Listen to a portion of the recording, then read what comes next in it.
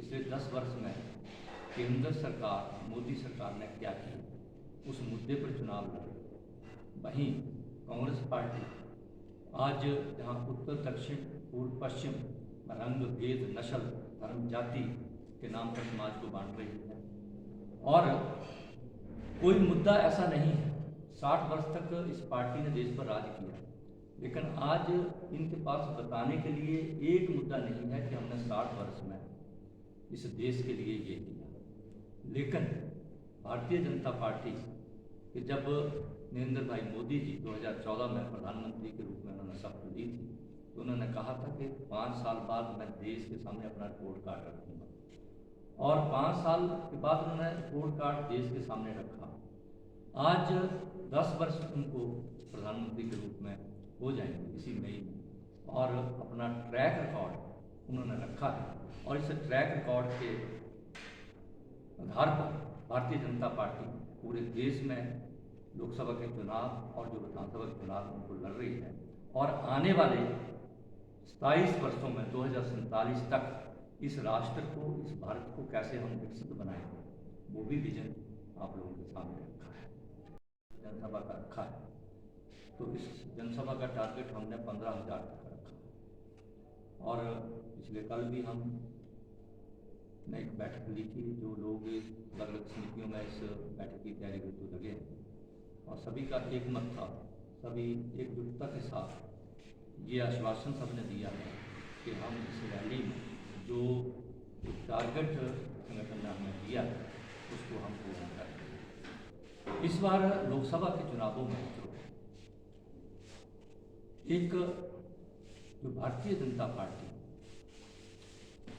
विकास के मुद्दे पर चुनाव लड़े, और दूसरी ओर जो इंडी गठबंधन है, कांग्रेस पार्टी मुद्दा विहीन पार्टी बन गई है। और मैं तो ये कहूँगा, इस पार्टी के पास ना कोई ऐसा नेता बचा है, ना इसकी कोई नीतियाँ पसंद कर रहा है, ना इसकी नीयत पे कोई यकीन कर रहा है।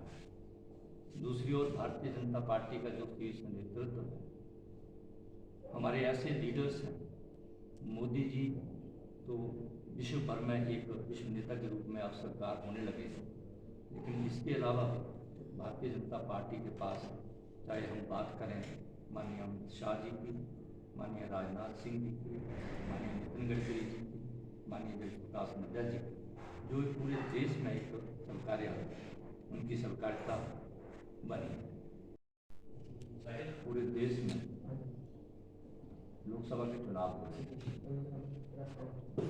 और इस बार जो चुनाव हो रहे हैं, उन चुनावों में भारतीय जनता पार्टी के लिए बहुत बड़ा जन समर्थन पूरे देश भर से मिल रहा है।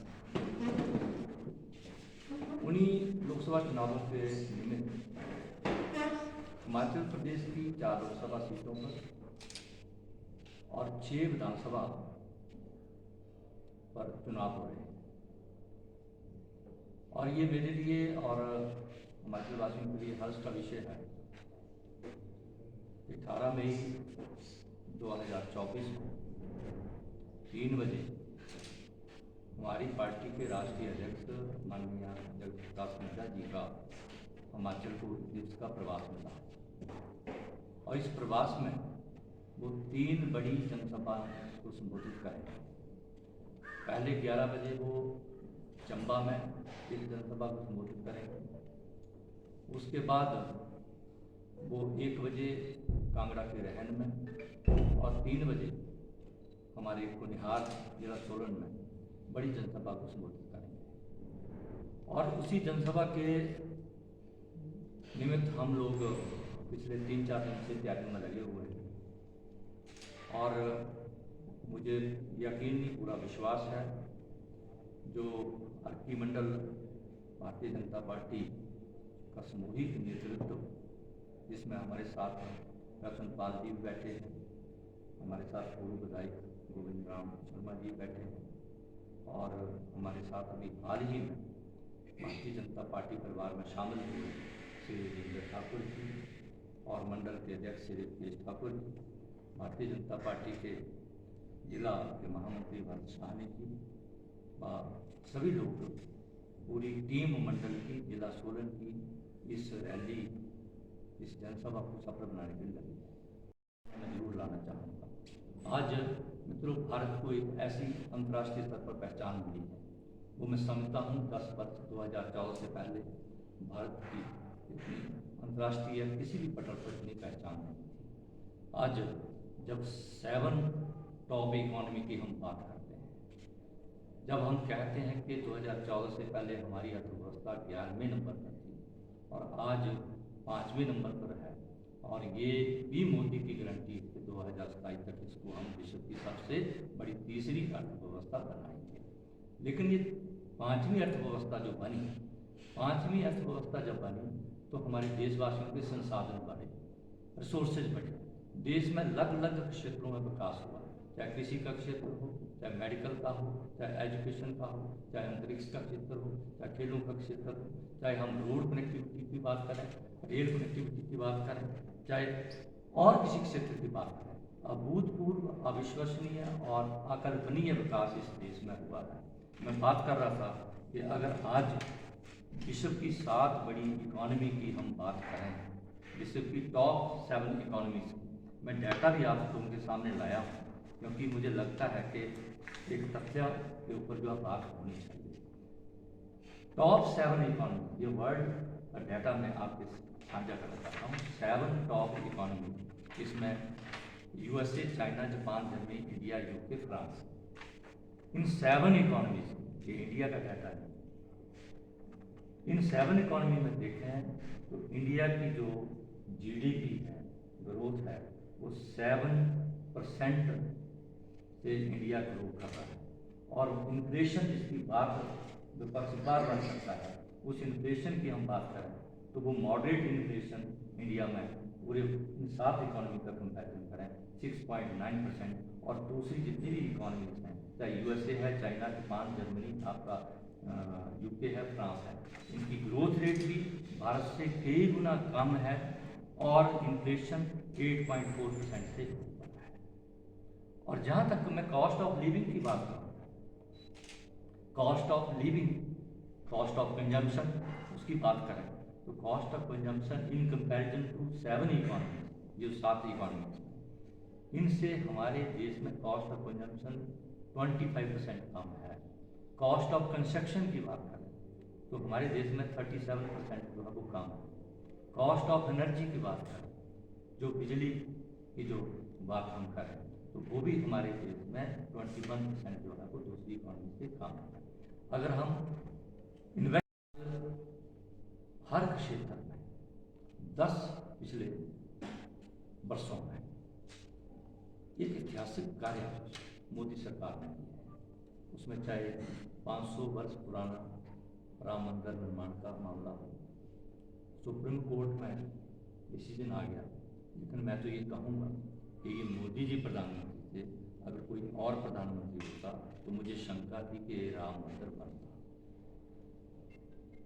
दूसरा 370, जिसके ऊपर हम नारा लगाते थे, हमारे डॉक्टर श्यामा प्रसाद मुखर्जी जी, जो भारतीय जनता पार्टी के संस्थापकों में रहे हैं, वो नारा लगाते थे कि इस देश में 2 विधान, 2 संविधान, 2 प्रधान नहीं चले, और इस देश में 1 विधान, 1 संविधान, 1 प्रधान किसी ने किया तो मोदी सरकार ने, अमित शाह जी ने जो संसद में पास कराया, 35A को हटाया, ट्रिपल तलाक उसको खत्म किया।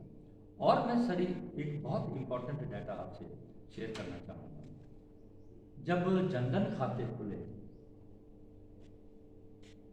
जीरो बैलेंस पे खुले, तो और जो पी चिदम्बरम इनके फाइनेंस मिनिस्टर रहे, मेरे साथ राज्यसभा में वो सांसद हैं, उन्होंने भी ये कहा कि ये पॉसिबल नहीं हो सकता है कि डिजिटल ट्रांजैक्शन किया। आज मित्रों, वर्ल्ड में सबसे ज़्यादा डिजिटल ट्रांजैक्शन किसी देश में होता है तो हमारे देश भारत में होता है।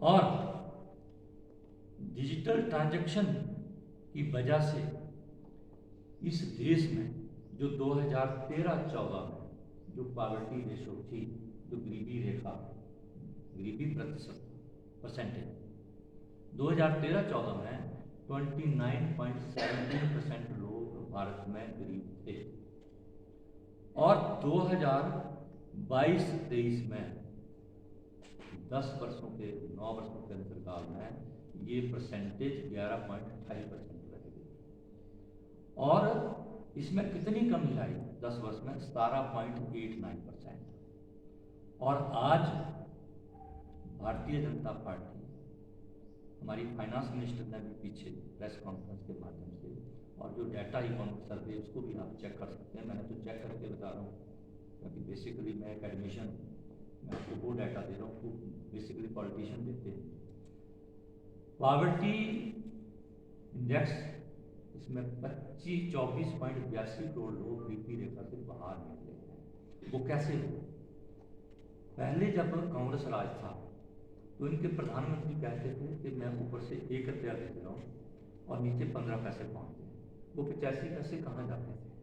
85 पैसे जो बिचौलिए होते थे बीच में, मैं ज़्यादा डिटेल में नहीं जाना चाहूँगा, वो बीच में गायब कर जाते थे। आज जब जनधन खाते खुले, आज हम कहते हैं कि प्रधानमंत्री किसान सम्मान निधि के तहत 6,000 रुपया साल का किसानों को आता है, उसमें एक भी पैसा इधर उधर नहीं होता आज। और जो जीएसटी, ग्रॉस जीएसटी जो टैक्स कलेक्शन, ये बहुत महत्वपूर्ण मैं आंकड़ा आपको दे रहा हूँ। प्रधानमंत्री मनमोहन सिंह जी अपने कार्यकाल में इसको लागू करना चाहते थे, लेकिन कांग्रेस पार्टी ने इसे लागू नहीं करना। लेकिन जैसे ही मोदी सरकार ने इम्प्लीमेंट किया, आज जीएसटी कलेक्शन पिछले इस अप्रैल 2024 में, मई है, आज 16 मई, अप्रैल 2024 में जीएसटी कलेक्शन 2.10 लाख करोड़, ये मार्च से भी 12.4% इंक्रीज हुआ। आज मित्रों जब कहते हैं कि हम 5वीं सबसे बड़ी अर्थव्यवस्था बने, 5वीं अर्थव्यवस्था बने, उसकी वजह से देश में हर क्षेत्र में कितना विकास हुआ आप लोग जानते हैं। लेकिन हिमाचल प्रदेश में इससे पहले सेंट्रल की ओर से इतने प्रोजेक्ट, इतनी डेवलपमेंट कभी नहीं थी। मैं आपको गिनाना चाहूँगा, अटल टनल से लेकर अटल टनल 3200 करोड़ की, आपका एम्स बिलासपुर में 1472 करोड़ का, आपका पीजीआई सैटेलाइट सेंटर ऊना में 450 करोड़ का, जिन पे काम हो गया है या कंप्लीट हो गया। आपका ट्रिपल आईटी ऊना में, आपका आईआईटी कमान में, आपकी सेंट्रल यूनिवर्सिटी धर्मशाला 1300 करोड़ रुपया, आपका मेडिकल डिवाइस पार्क नालागढ़ में 350 करोड़, आपका bulk drug park Karauli Una में 1900 करोड़ रुपया, आपका पिंजौर से नालागढ़ 4 लेन हाईवे 1700 करोड़ रुपये का काम जारी है, आपका मटौर से मंडी तक 700 करोड़ रुपये का 4 लेन काम जारी है, आपका धर्मशाला से शिमला के लिए 4 लेन 1000 करोड़ रुपया काम जारी है, आपका हाइड्रो इंजीनियरिंग कॉलेज 152 करोड़ रुपये का बंदला बिलासपुर में तैयार हो गया, आपका ट्रिपल आईएम, आपका आईआईएम आपके नाहन दौलतपुर में आपका 500 करोड़ रुपये का तैयार है। ये मैं थोड़े से प्रोजेक्ट, आपका रेणुका डैम प्रोजेक्ट थोड़ा सा मैं बता रहा हूँ, और कुल राशि इनकी हम लें तो ये 33,000 करोड़ रुपया इन प्रोजेक्ट्स की। और हिमाचल प्रदेश का जो इस साल का बजट है वो बजट है 56,683 करोड़। इसका परसेंटेज निकाल सकते हैं कितनी डेवलपमेंट केंद्र सरकार की सहायता से हुई। जहां मैं कह रहा हूं कि 5वीं सबसे बड़ी अर्थव्यवस्था भारत की बनी, वहीं मैं एक फिगर और बड़ा इंपॉर्टेंट शेयर करना चाहूँगा। एक समय भारत के लिए ऐसा था कि जब Bharat world bank, international monetary fund के पास लोन लेने गया तो उसे इनकार कर दिया। क्यों इनकार किया? क्योंकि हमारे देश के पास foreign reserve as a security, जब भी हम लोन लेते हैं गिरवी रखने के लिए कुछ देते हैं, सिक्योरिटी कुछ देते हैं, हमारे पास 0 फॉरेन रिजर्व थी। आज भारत विश्व में चौथा ऐसा देश बन गया फोर्थ ऐसा कंट्री बन गया, जहाँ फिफ्थ वर्ल्ड इकोनॉमी बन गया, चौथा ऐसा देश बन गया जिसमें इंग्लैंड और यूएसए को भी पीछे छोड़ दिया, जिसके पास सबसे ज़्यादा फॉरेन रिजर्व है 640.334 बिलियन डॉलर। 640.334 billion dollar. ये सचमुच जो हम एक दिन ये सपना हमारे बुजुर्ग लेते थे कि एक दिन हमारा देश विश्व गुरु बनेगा, तो मैं अपने पूरे यकीन के साथ, दावे के साथ कह सकता हूँ कि अगर किसी के नेतृत्व में बनेगा तो वो आदमी नरेंद्र भाई मोदी के नेतृत्व में बनेगा। और फिक्र हमेशा मेरे साथ रहता है। भूषण ज्वेलर्स, अनमोल रिश्तों के लिए।